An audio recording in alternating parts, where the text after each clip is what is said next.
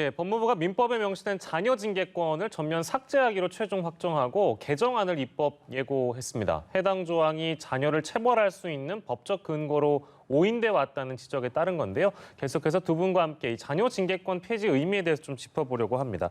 자, 먼저 자녀 징계권이 무엇인지 이 변호사께서 좀 설명을 해주셔야 될 것 같아요. 네, 이 자녀 징계권 방금 브리핑에서도 나왔지만 예. 우리 민법 이제 915조에 규정이 되어 있는데요. 이게 우리나라의 이제 민법이 최초 제정될 때부터 이미 있었고, 네. 뭐 다들 잘 아시겠지만 이게 동서고금에 사실 부모가 자녀를 훈육하고 징계하는 것들은 네. 뭐 성경책에도 나오고 네. 뭐 다 나오거든요. 그래서 동서양을 막론하고 있었던 제도이자 문화인 것이 예. 우리의 민법에도 그 규정이 있었던 것인데 지금 뭐 화면에도 나오지만 이제 민법 915조는 친권자는 자녀를 보호 교양하기 위해서 필요한 경우에 예. 이제 징계를 할 수 있다는 이제 규정인데 이게 필요한 경우에가 무엇이냐? 그러면은 부모 입장에서는 자녀의 어떤 그런 훈육을 위해서 필요한 경우라고 하는 것에 대한 판단이 부모마다 다 다를 수 있지 않습니까? 네네. 그리고 또 징계를 한다면 어디까지가 바로 법에서 허용되는 징계이냐 아니냐. 예. 그런 것들에 대한 그런 판단이 너무나도 부모에 따라서 다르고 결과적으로 이게 어떤 불법한 그 자녀에 대한 체벌을 넘어서서 예. 폭력, 학대 행위 그런 것들이 비일비재했고 예. 그러다 보니까 최근에도 보면은 이제 훈육이라는 미명하에 네. 그런 학대 행위를 받던 아동이 사망하는 일이 발생하지 않습니까? 네네. 그러니까 우리 사회에서 지속적으로 이 민법 915조의 징계권을 삭제하자. 이러한 요구가 끊임없이 있어 왔고 예. 이번에 법무부에서 이것을 전향적으로 수용을 해서 예. 민법을 개정하겠다. 지금 이렇게 밝힌 상황입니다. 그러니까 뭐 아동 학대 사건이 끊이질 않는다. 그리고 또 이제 자녀를 체벌하는 경우에 이제 부모들이 이 조항을 두고 어떤 자녀 체벌과 관련해서 합리화를 하거나 이제 이런 배경이 있었기 때문에 입법 예고의 취지까지 이제 이호영 변호사께서 잘 설명을 해주신 것 같은데 자녀 징계권에 대한 의견이랄까요? 두 분께 좀 들어보고 싶은데 김수민 평론가께서는 좀 어떻게 생각하세요?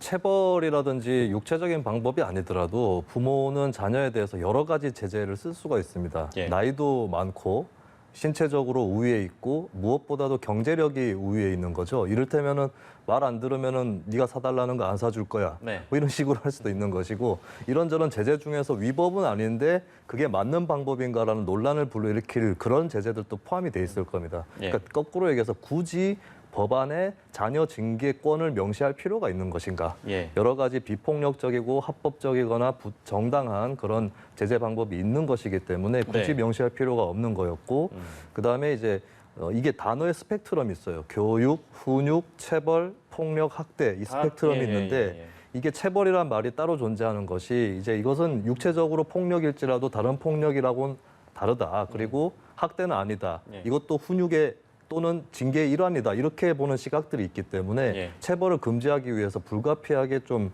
체벌보다 조금 더 광의의 의미에 있는 예. 그런 어떤 여기서 얘기하는 징계 예. 이것을 좀 삭제할 필요가 있었지 않았나 그렇게 보여집니다. 사랑의 매라는 표현을 이제 언론들이 많이 이제 쓰는데 이제 가장 어떻게 보면 이 사안과 맞물려서 가장 흔히 쓰는 표현 중에 하나인 것 같습니다. 근데 보면 아동복지법 5조 2항에 이런 표현이 있대요. 보호자는 아동에게 신체적, 정신적 고통을 가해서는 안 된다 이렇게 되어 있는데 우리가 앞서 만나본 자녀 징계권이랑 좀 충돌되는 부분이 있는데 그동안 이렇게 계속해서 이어져온 배경이 뭐라고 봐야 될까요? 이제 보면은 그런 지금 말씀하신 것처럼 아동복지법의 내용을 보면 예. 어떤 신체적인 이런 이제 고통을 가하면 안 된다라고 되어 있는데 네네네. 지금 또 민법 915조에는 어쨌든 징계를 할 수 있다라고 되어 있으니 예. 마치 이 두 조항이 상충되는 거 아니냐. 예. 이런 이제 지적이 많이 나왔었던 것이거든요. 그런데 어쨌든 제가 뭐 이제 국회 법사위 이런 법안 통과 과정이나 이런 걸 지켜보면 예. 우리나라에서 가장 법률 개정이 어려운 영역이 이런 예. 기본법 영역이거든요. 헌법, 민법, 형법. 예. 이런 기본법 영역은 이 법이 제정될 그 당시의 시대 상황을 이미 반영하고 있는 거고 네. 역사적인 문화상을 다 사실은 규율한 거지 않겠습니까? 예. 그러니까 어떤 시대가 시시각각 바뀜에 따라서 이러한 어떤 변화상을 바로바로 법률에 이렇게 예. 개정을 하는 것은 어렵기 때문에 이제 헌법, 민법, 형법 이런 기본법은 사실 어떤 개정 논의가 나왔을 때는 대단히 신중하게 이제 네. 법사위 법안 1 소위에 회부가 돼서 네. 보통 뭐 그 국회의원 임기가 끝나기 전에 개정되는 일이 잘 없어요. 이제 그런데 문제는 지금 이렇게 아동에 대한 학대 이슈가 계속 발생하고 이것을 내버려둘 수가 없으니까 예. 별도의 특별법, 특례법들을 만드는 것이거든요. 예. 그래서 아동의 그런 복지와 관련된 이제 아동복지법을 제정을 해서 거기에 이 민법 915조의 그런 특례 조항을 만들어 둔 것이기 때문에 예. 일반적으로 아동에게 어떤 징계를 할 수는 있지만 그러한 징계가 허용되는 범위는 결국은 신체적, 정신적 고통을 주면은 안 된다. 예. 신체적, 정신적 고통을 안 주는 범위 내에서만 징계를 할 수 있다라고 우리가 해석할 수 있는데 예.